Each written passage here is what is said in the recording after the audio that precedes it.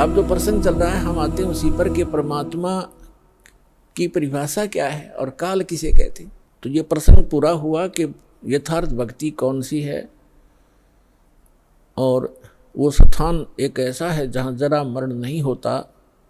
वहाँ जाने के बाद प्राणी फिर लौटकर कभी संसार में नहीं आते, और वहाँ जरा और मरण नहीं है, वृद्ध अवस्था और मृत्यु नहीं है। और यहाँ दोनों डेफिनेट है। यदि मृत्यु भी है और वृद्ध अवस्था भी है, लंबी उम्र होगी तो वृद्ध अवस्था है, बीच में मर गया तो 100 पहाड़ टूट जाए परिवार के ऊपर, कमाने वाला एक था, बच्चों का क्या होगा, हुआ तो वृद्ध अवस्था तो बूढ़ी मौत होगी। कहने का भाव ये है, जब तक हम परमेश्वर की शरण में नहीं आते तब तक हम काल की रेंज में रहते हैं, और जब हम कबीर भगवान की शरण में आ जाते हैं हम काल की रीत से बाहर हो जाते हैं। फिर उसका विधान हम पर लागू नहीं रहता, हम परमेश्वर की शरण में आ जाते हैं।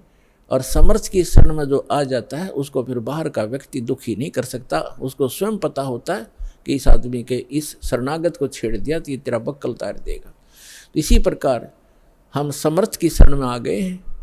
आप कबीर भगवान वो समर्थ है, वो कादर परमात्मा है, उसकी शरण में आ गए। उसकी शरण ना त्यागना, इतना ध्यान अवश्य रखना। छोटा मोटा कष्ट भी होता है नाम लेने के बाद, तो ऐसे समझना जैसे एक बिल्ली बच्चे उत्पन्न करती है और 2-4 दिन के बाद उन बच्चों को दूसरे घर में ले जाती है, क्योंकि वहाँ वो ये देखती है कि कहीं तेरे बच्चों को यहाँ खतरा ना हो जा।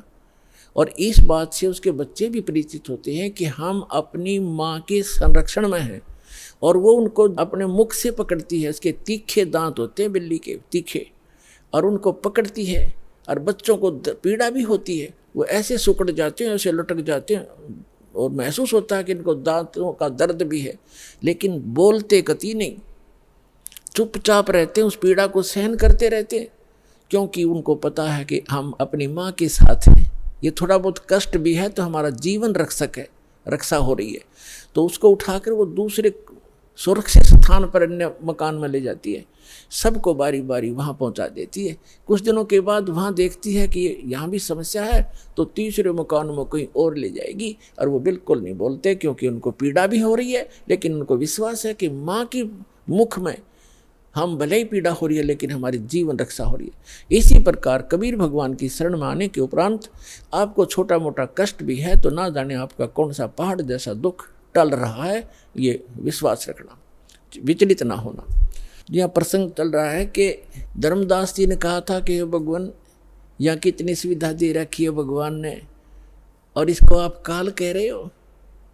परमात्मा ने कहा, धर्मदास जैसे कसाई बकरे पालता है, उन बकरे और बकरियों के लिए वो कितनी सुविधा करता है, जिसकी अच्छी सेल होती है। एक बहुत बड़ा चरागाह बनाता है, उसको हायर करता है या मोल लेता है, और उसके अंदर शेड डालता है, झोंपड़ी डालता है बकरों को गर्मी और सर्दी से बचाने के लिए। उसमें जगह जगह तालाब बनाता है, छोटी छोटी तलैया सी, उनको पानी से भर कर रखता है, उनके लिए घास फूस वहाँ व्यवस्था कराता है। उस सारी व्यवस्था को देखकर वो भोले प्राणी ये समझ बैठते हैं कि हमारा मालिक, हमारा स्वामी कितना दयालु है, हमारी कितनी केयर टेक रखता है, सारी सुविधाएं प्रदान करता है, हिंसक पशुओं से बचाता है, चारों तरफ से बाड़ लगा देता है, और अंदर वृक्ष हैं, झाड़ बोझड़े हैं, फल घास फूस है, गर्मी से बचने के लिए शेड है, सर्दी से बचने के लिए व्यवस्था शेड है। तो वो इस सारी व्यवस्था को देखकर वो मान बैठते हैं कि जो हमारा ये स्वामी है बड़ा दयालु है, ये परमात्मा है। और जब वो कभी उनके बीच में आता है तो वो सारे उसको प्यार देने के लिए उसके चारों तरफ कोई ऊपर को पैर फैलाता है अपने सीने से लगाने के लिए, और वो उसको चाटते हैं प्यार से, जीभ से चाटना चाहते हैं, उनको एक विशेष रिगार्ड देने के लिए। वो तो चाट रहे हैं जीभ से, और वो कसाई देख रहा है से हाथ लगा के, और वो खुश होते हैं कि हमारा मालिक हमसे प्यार कर रहा है। वो देख रहा है कि ये कितना मांस हो गया, कितने का बिकेगा, और वो सोच रहे हैं मुझे हमें प्यार कर रहा है। तो पुण्यात्माओं परमात्मा कहते हैं कि जिस समय उस कसाई को 5-10 बकरों की आवश्यकता पड़ती है, बकरियों की, तो उस समय वो ये नहीं देखता ये किसकी माँ है किसका बेटा है। एक परिवार के 3-3 इकट्ठे भी आ सकते हैं, उनने तो मोटे मोटे छांट के और वो निकाल लेने जो अच्छे मांस युक्त हो गए, घनी बिक्री होगी।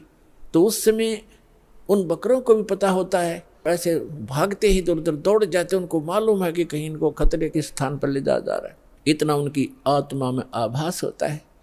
तो कहने का भाव ये है कि इसी प्रकार जो यहाँ की सुविधाएं आप देख रहे हो, धर्मदास परमात्मा कह रहे हैं, कबीर भगवान, इन सुविधाओं को देखकर तो ऐसा लगता है जैसे बड़ा दयालु भगवान है, और उस समय तुम्हारी बुद्धि पर पत्थर गिर जाते हैं। किसी का बेटा मर गया, किसी की बेटी मर गई, एक परिवार के 3-3, 4-4 सदस्य मर जाते हैं। यहाँ एक बता रहे थे, कोई सरसा से सत्संग सुनकर जा था, जिसके उस गाड़ी के अंदर 16 सदस्य थे एक का परिवार के, बूढ़ा बूढ़ा घर रह गया था, 16 के 16 एक्सीडेंट में मर गए। बताओ पुण्यात्मा, और उनकी कार और कोठियाँ और बड़े बड़े सारी व्यवस्थाएं थी, कुल नाश हो गया उसका। तो कहने का भाव ये है कि उस समय बुद्धि कहाँ जाती है आपकी, ये सुविधाएं किसने दे रखी थी, ये फिर क्यों छीन लिया 1 मिनट में।